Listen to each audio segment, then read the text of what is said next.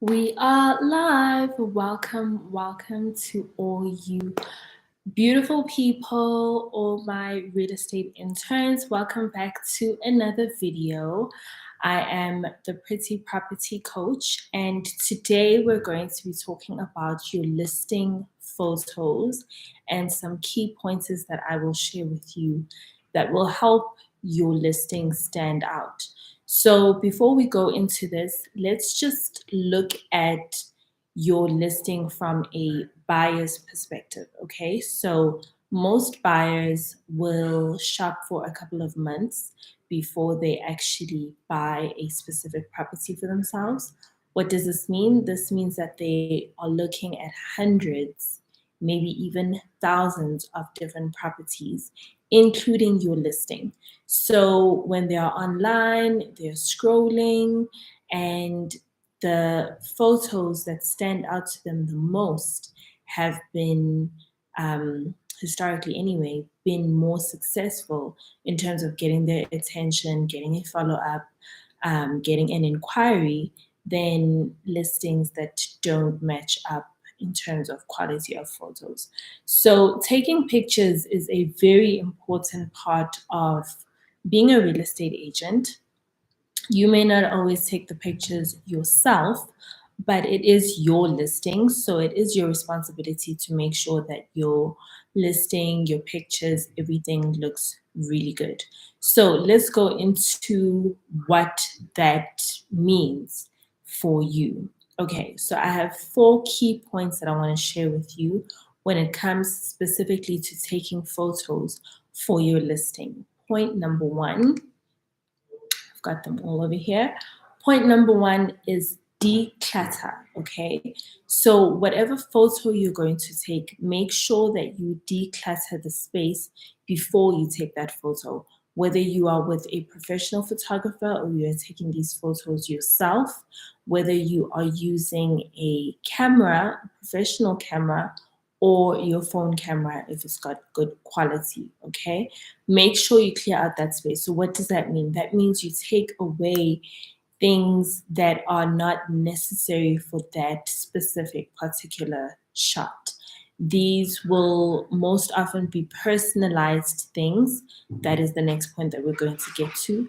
But make sure that you remove as many things as possible. You want the space to be as clear as possible so that you can help your potential buyer imagine themselves and their own things in that space. Even if you look at really fancy homes and all of that online, very few of them have clutter. And it's not because the people that live in them are so particularly neat.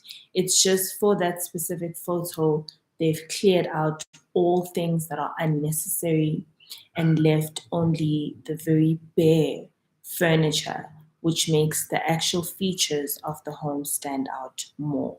So keep that in mind. Declutter, number 1. Number 2, which is almost linked to number 1, is remove personal items from photos. So for example, photographs, family photos, wedding photos, whatever.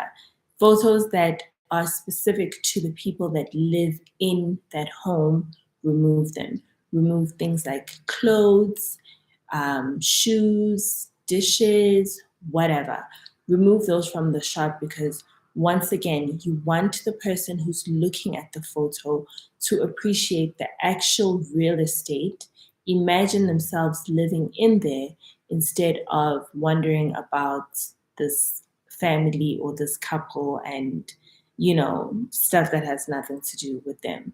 So this means that sometimes you will be in there removing photos and pictures from the walls before the photographer actually takes a shot and then putting them back. This is also great in terms of security for your homeowner, and you need to explain it as such as well.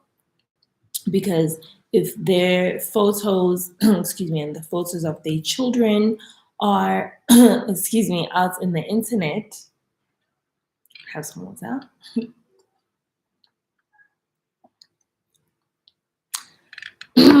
Okay, sorry, I just had a webinar, so I think my voice is tired.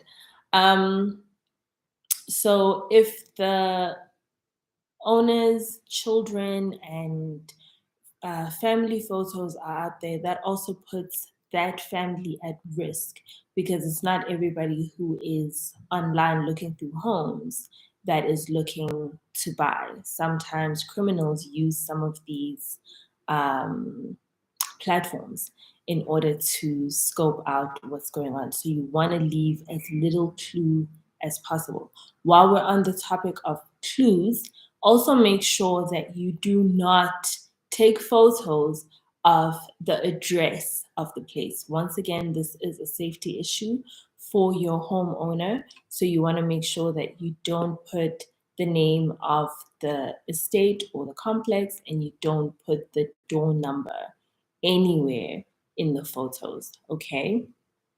This will also help to keep other agents from calling up your owner and offering their services. All right, so declutter and remove personal items. Third point is make sure you take photos of the whole room. Okay, a lot of photos or pictures online of listings are just really weird.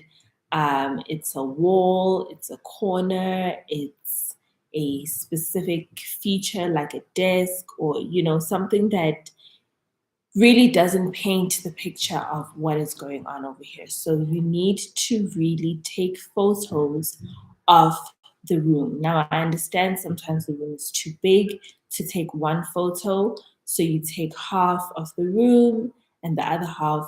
This is meant to give the potential buyer or tenant a good perspective in terms of dimensions. How big is the room?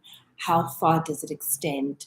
What is in there that will help them to measure how big the space is? So it really doesn't help when you take a photo of a wall with no measurement on either side as to how far it goes. Okay, so if the room is really big, try and take maybe 2 different angles of the room that paint a picture and show the continuity of the room. Also, the order that you want to arrange your photos in is you want to have a walkthrough experience for your viewer, for your potential buyer. Okay, so you want them to have an idea of the next room is the next photo, the next room is the next photo, so that they feel like they're walking through the property with you. Don't have a bathroom and then the garden and then the kitchen and then a second bathroom and a bedroom, because no one really knows what is going on in that area. Okay, so try and make it as cohesive as possible. And then point number 4 is keep in mind that the garden and the kitchen are your biggest seller. So most people are looking for a specific kind of garden or maybe a specific kind of balcony.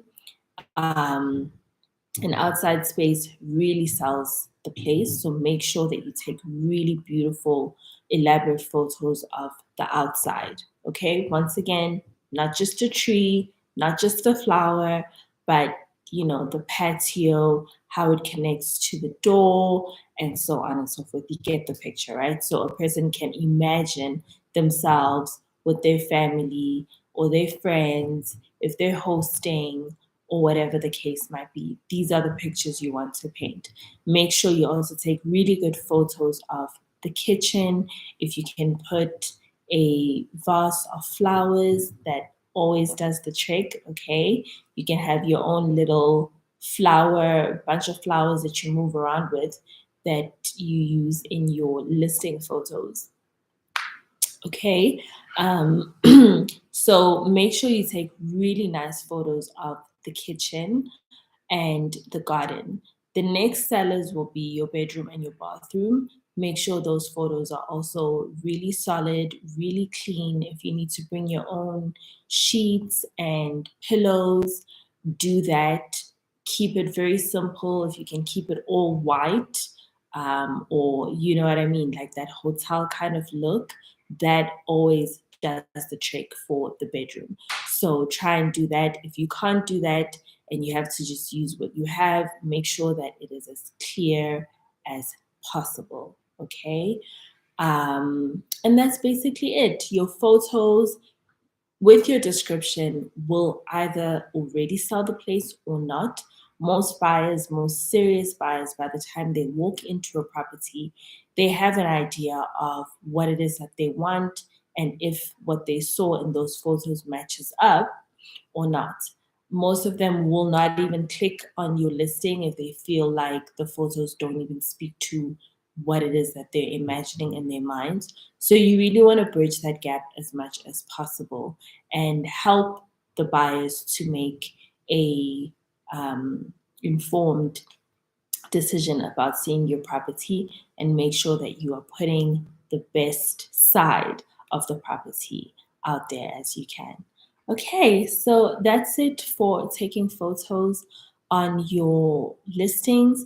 Thank you so much for joining me on this video. I hope it did help, and I will definitely see you in the next one.